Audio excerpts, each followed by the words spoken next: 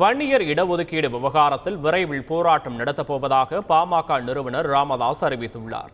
விழுப்புரம் மாவட்டம் தைலாபுரம் இல்லத்தில் செய்தியாளர்களை சந்தித்த அவர், சமூக நீதி விவகாரத்தில் செய்த தவறுகளை திமுக திருத்திக் கொள்ள வேண்டும் என வலியுறுத்தினார்.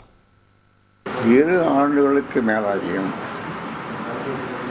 இன்னும் இடஒதுக்கீடு வழங்கப்படவில்லை. சமூக நீதி சார்ந்த விஷயங்களில் கடந்த காலங்களில் செய்த தவறுகளை திமுக அரசு திருத்திக் கொள்ள வேண்டும். வன்னியர் இடஒதுக்கீடு கோரி போராட்டம் நடத்த தீர்மானித்துள்ளோம்.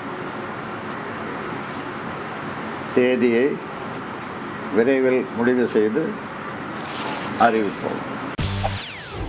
செய்திகளை உடனுக்குடன் தெரிந்து கொள்ள உடனே சப்ஸ்கிரைப் பண்ணுங்க.